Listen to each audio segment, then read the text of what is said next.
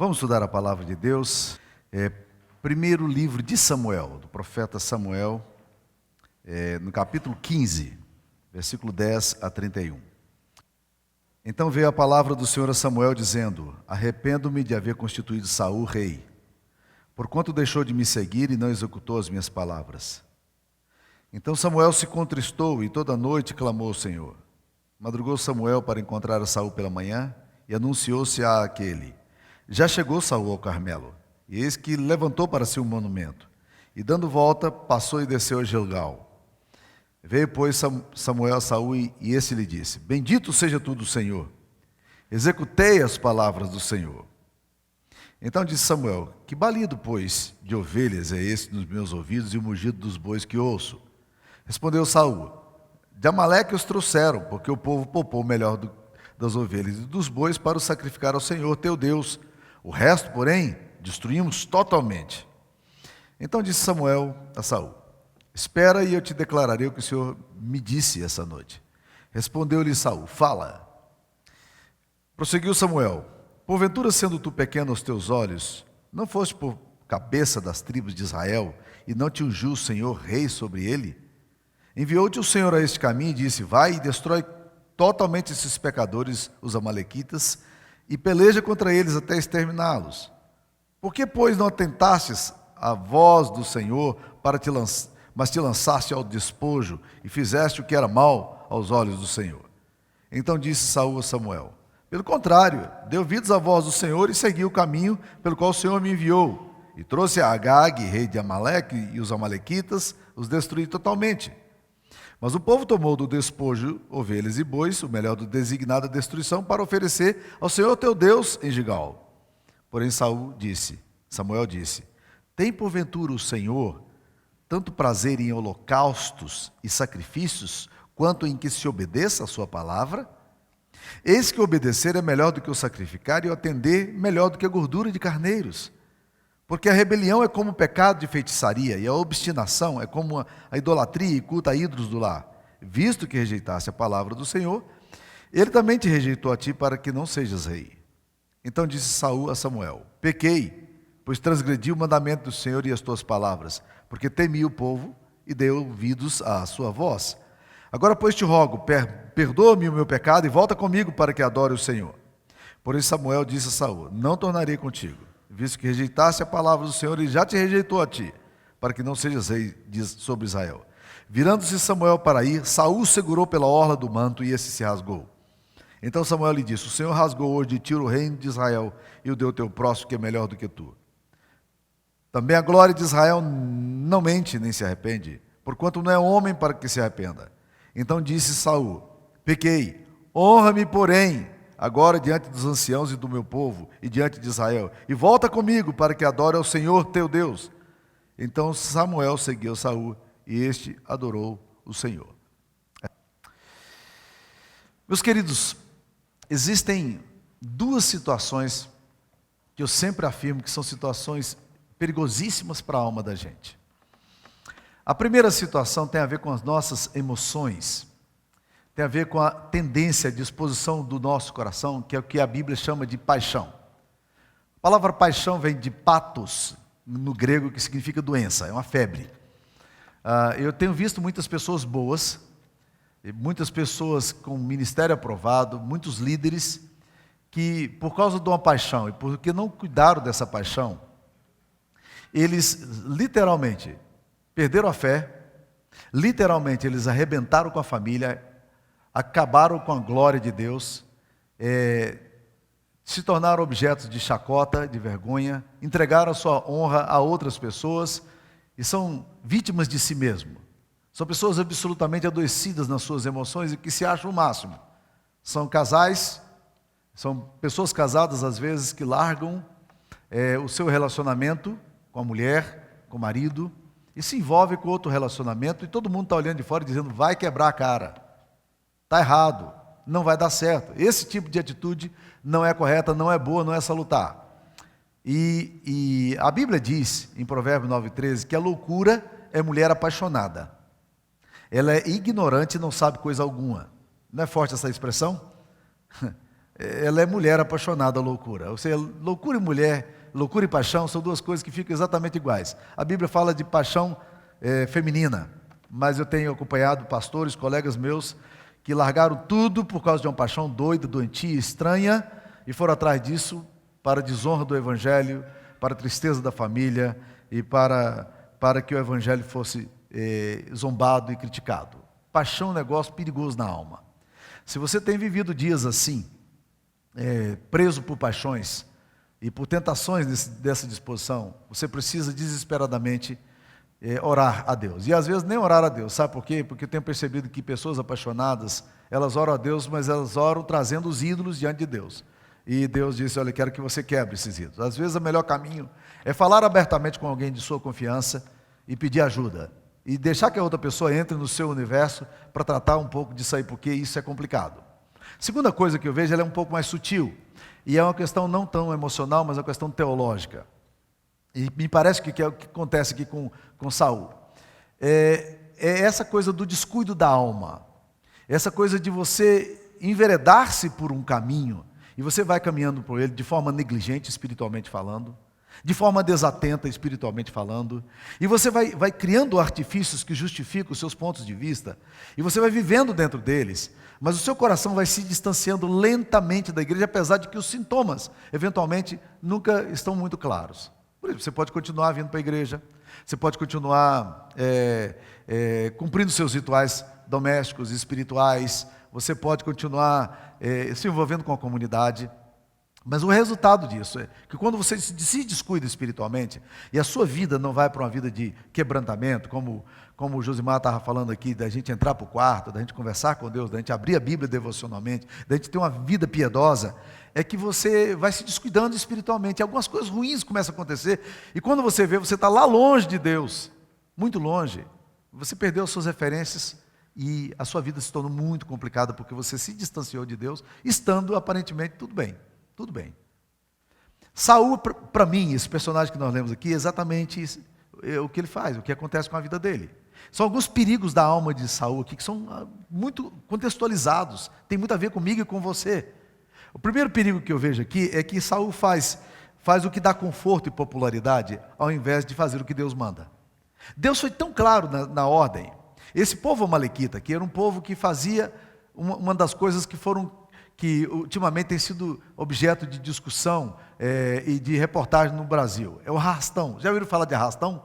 Vocês acham que os cariocas, bandidos do Rio de Janeiro, que inventaram arrastão? Não. Os amalequitas faziam isso há muito tempo atrás. Eles esperavam os judeus plantarem e ficavam sem trabalhar. E quando os judeus faziam as colheitas e vinha a colheita e o trigo chegava, eles iam hordas inteiras, bandos inteiros, e iam atacando pequenos vilarejos e pequenas famílias, e roubando tudo que podiam.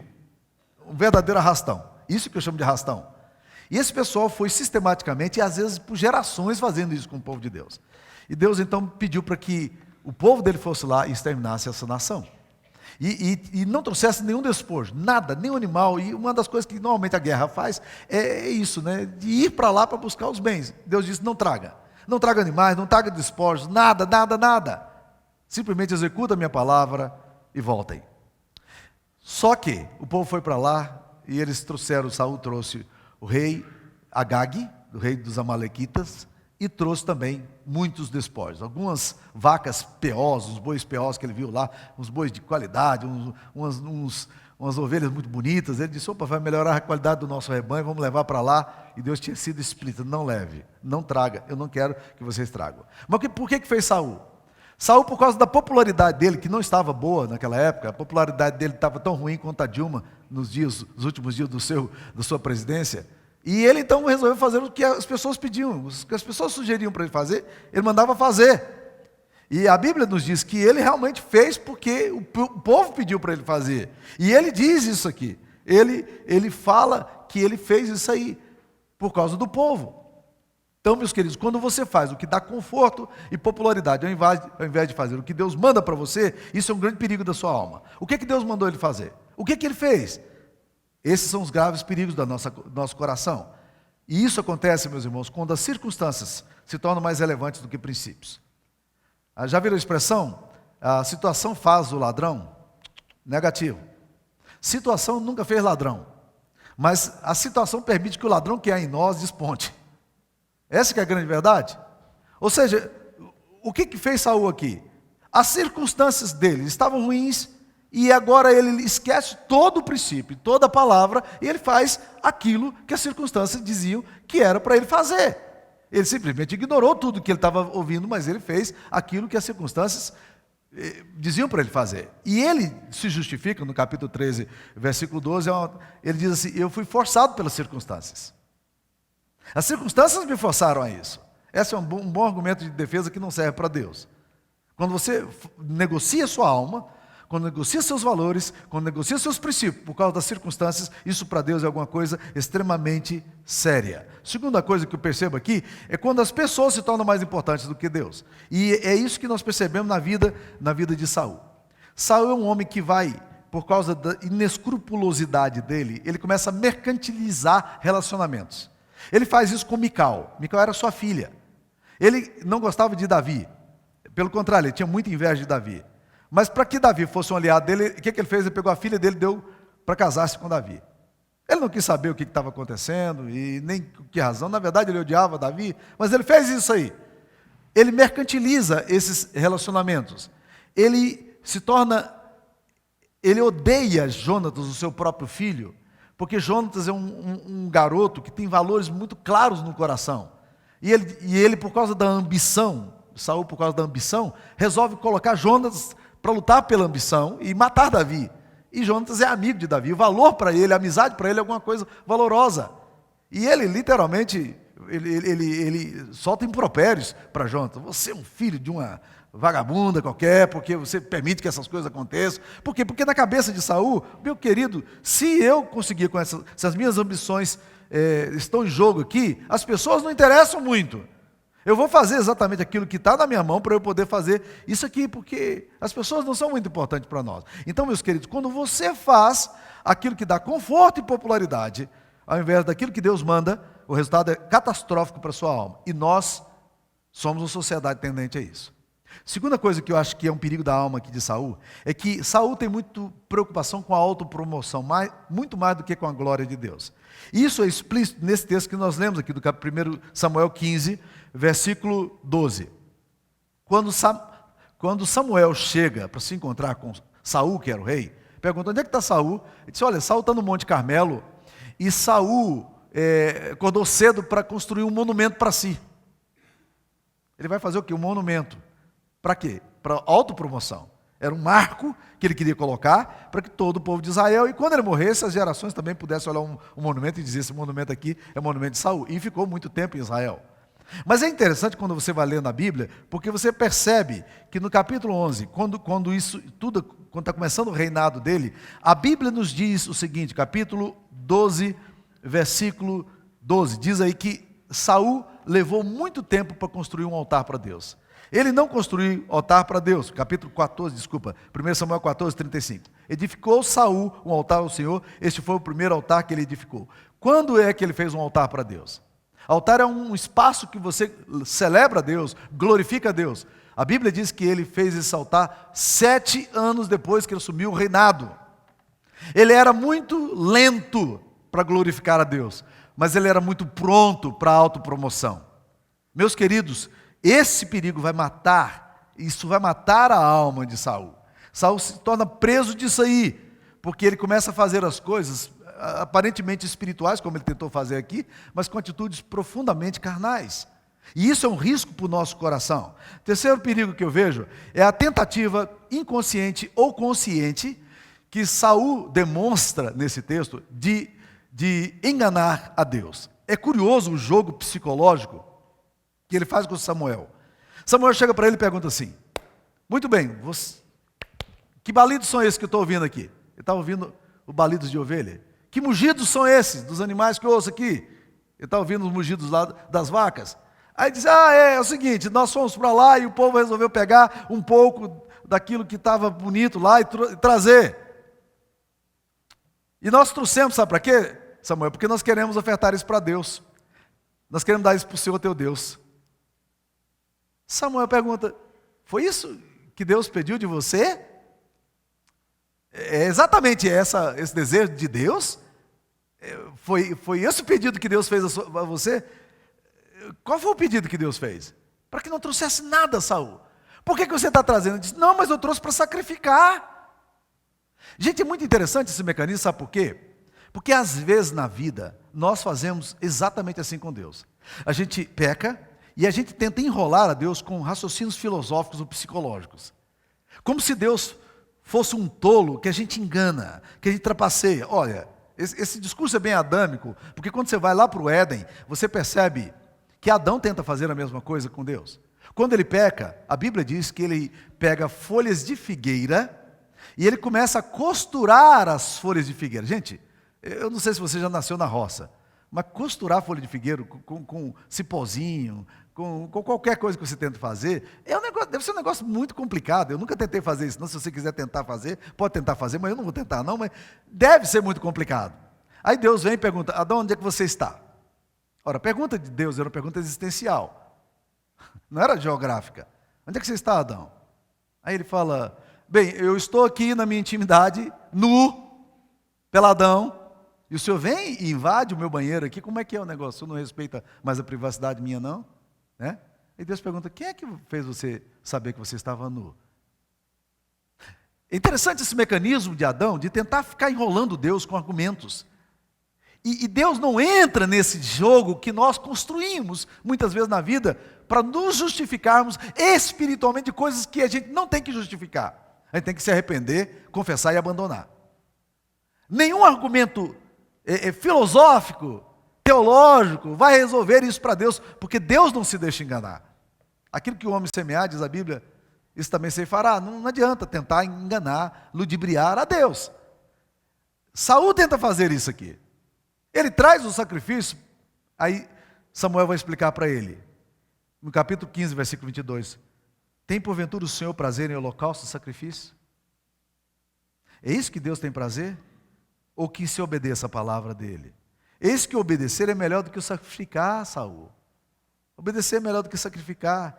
E o atender é melhor do que a gordura de carneiros. Não, Deus não está interessado no que você dá para ele, não. Deus está interessado no seu coração, na sua adoração.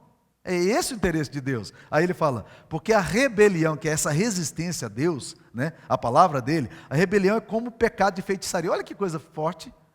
Rebelião é como pecado de feitiçaria. É como se você construísse na sua casa alguns voodoos, e você tentasse trabalhar esses voodoos para alcançar os favores dos deuses.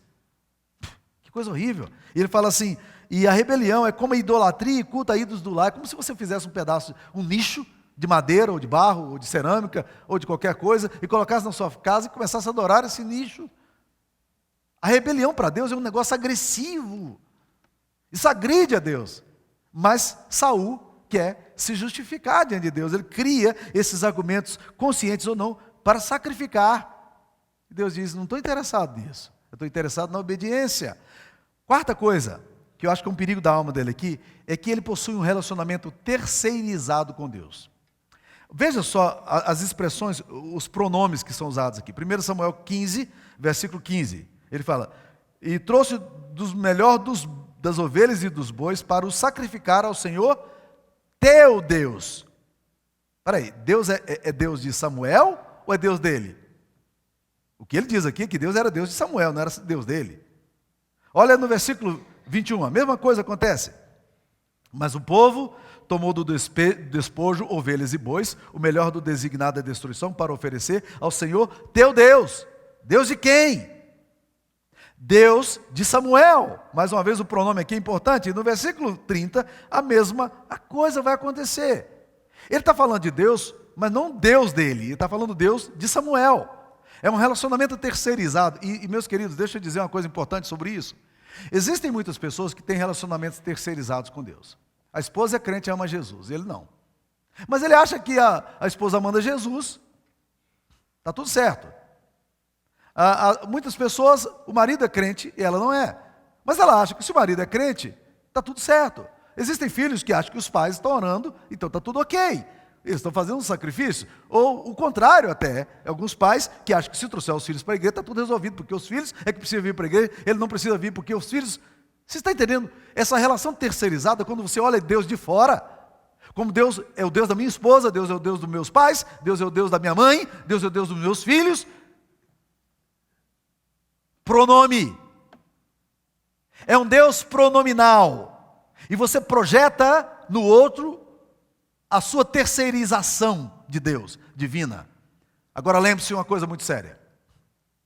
Ninguém vai ao céu por procuração. Eu, fulano de tal, estou sendo representado aqui pela minha mãe, que foi uma mulher de oração, que orou, minha esposa. Ninguém vai para o céu por procuração. Você não pode ter uma procuração para entrar lá e dizer, ok, minha identidade não está muito conhecida aqui, mas essa identidade que você conhece aqui, essa assinatura? Não. Nós precisamos de relacionamentos com Deus. Saul, ele deixou o coração dele desaparecer da relação com Deus. E o relacionamento se tornou relacionamento terceirizado, porque Samuel é que tinha Deus, ele não. Quando você começa a ver Deus de fora, e não como um Deus que partilha da sua história, um Deus a quem você dirige as suas orações, a Bíblia chama esse tipo de atitude de impiedade. Porque a gente confunde impiedade com perversão. A gente acha que o perverso é o ímpio. Nem sempre. Você pode ser uma pessoa boa, socialmente boa, humanamente boa, sociologicamente respeitada, ter uma boa reputação pública, e você ser uma pessoa ímpia. Porque o ímpio, ele não tem relacionamento com Deus. O ímpio é o não pio. Ele nunca se curva diante de Deus, ele nunca ora, ele nunca dirige a Deus, porque ele não tem nada a ver com Deus. Saul passa a ter uma relação terceirizada com Deus. E nós podemos também ter o mesmo problema aqui. É o que nós vemos aqui. E isso se torna um problema muito sério para ele. E por último, mais um ponto que eu queria colocar. Saul não se quebranta diante da verdade, mesmo quando ele é confrontado. Mas ele insiste em atitudes externas diante de Deus, que não olha para a forma, mas olha para o coração. Olha o que ele faz aqui. Quando Samuel disse, a glória de Deus se afastou de ti, esse tipo de atitude que você tomou, essa rebelião sua, Deus se afastou de você, o reino foi tomado de você, vai ser dado para outro. A Bíblia diz que Saul como que se desespera. E ele avança, porque Samuel vira para ir embora, ele avança em Saul quase que num reflexo e uma somatização, ele puxa o manto. E na hora que ele puxa o manto de Samuel, o manto rasga. Samuel olha para ele e fala assim, dessa forma também o seu reino será rasgado agora. Porque Deus tirou de ti o teu reino e deu a outro. Aí ele vira, e para mim já era o discurso extremo da dor, do momento do quebrantamento. Olha que oportunidade que ele tem agora de se arrepender, de voltar para Deus, de realmente reconhecer onde ele entrou, de perceber que o coração dele não estava bem, e de voltar para Deus em quebrantamento. E essa é uma diferença muito clássica que você vê entre Davi e Saul. Porque Davi, quando ele peca, e os pecados de Davi, diga-se de passagem, são muito mais escandalosos do que os pecados de Saul, que são muito mais sutis. Olha a biografia. Davi é escandaloso, cara. Davi se envolve com a Mônica Lewinsky lá, o negócio dá um escândalo danado, né, torna público, e aquilo vai para o Pasquim, e vai para o jornal, vai para os folhetins, e no outro dia da internet está todo mundo falando, é um negócio absurdo, ele mata o cara, que é esse negócio doido, assim, pá. Mas no dia que ele é confrontado com Natan, a Bíblia diz que ele chora diante de Deus, ele se quebranta diante de Deus, ele se humilha diante de Deus. Leia o Salmo 32, o Salmo 51, e diz, enquanto calei os meus ossos, envelheceram os meus pecados pelos meus constantes gemidos, porque a tua dor, a minha dor estava diante de mim, e o meu vigor se tornou em sequidão de estio. Eu estou morrendo sem Deus, o meu pecado me afastou tanto de Deus, eu estou perdido. Davi volta para o Senhor. Agora olha o que Saul faz. Quando Samuel confronta, e vai no cerne da alma dele, e toca na ferida dele, e diz, tem que mudar, meu querido. Olha a resposta dele, no versículo 30, ele diz, pequei. Mas o desdobramento da confissão de pecado dele, é um negócio que dá vergonha. Porque ele fala, pequei, honra-me porém, perante os meus anciãos. Ei, meu irmão, não tem honra longe de Deus, não. Que negócio é esse, pequei, honra-me? Pequei é desonra. É isso aí. Pequei é desonra. Mas você não precisa viver na desonra. Volte para Deus. Você não precisa viver debaixo da acusação, volta para Jesus. Mas o que ele quer? Ele não está nem aí com Deus, cara. Porque o problema dele não é Deus, o problema dele é a reputação dele. Ele vira para Saul e o argumento dele é um negócio absurdamente louco. Porque ele fala: pequei, honra-me perante os anciãos. Eu quero ser honrado diante dos homens. Saul, acabou sua honra, meu querido. A sua honra só tem em Deus, é para o Senhor que você tem que voltar. É ali que você encontra a honra de novo. Não, mas ele quer honra de homens. Ele quer honra de homens. E sabe o que Samuel faz? Samuel volta com ele. Eu fico tentando imaginar como é que foi esse culto para Samuel. Que Saul deve ter feito as suas firulas ali, deve ter levantado as mãos, batido palma, cantado, se curvado, oferecido sacrifício. E Samuel está olhando e dizendo: esse cara não vai entender nunca coisa. Ele não está pegando ponto de nada, ele não consegue entender nada. Sabe qual é o perigo disso aí?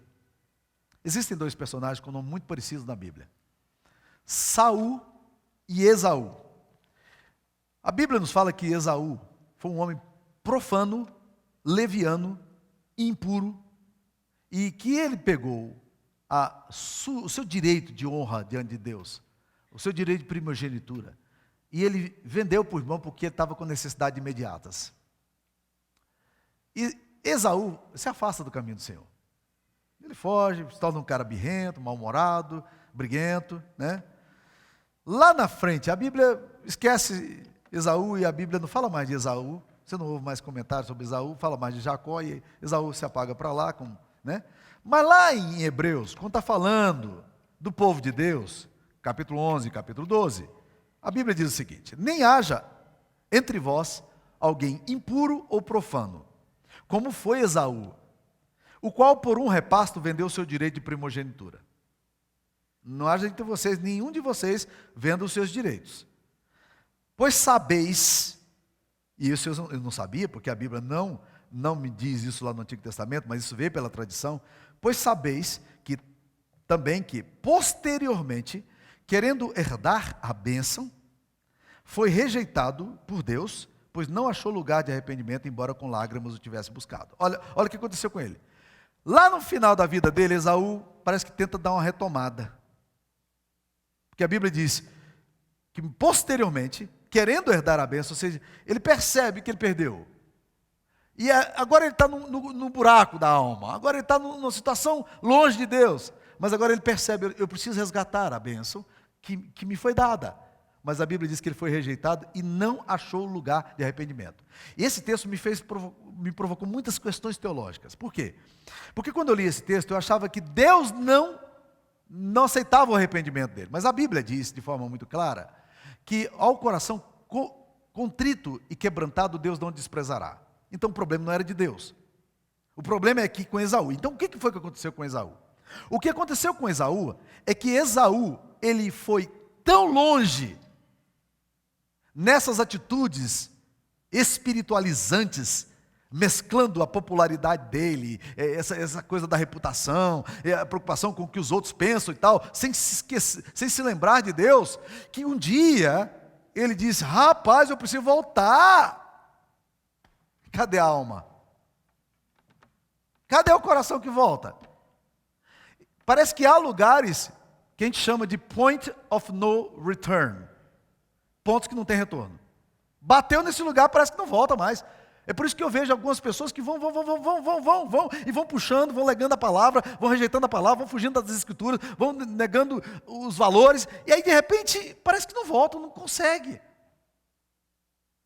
Tome cuidado com isso. Deixa eu concluir dizendo o seguinte: eu ouvi há poucos dias atrás uma frase muito interessante. Essa frase diz o seguinte: só existem duas coisas que podem transformar a sua vida: o pecado, que ele vai deteriorando você, vai destruindo você, vai arrebentando você, vai afastando você de Deus, ou a graça, que vai te atraindo, vai te puxando e vai te trazendo.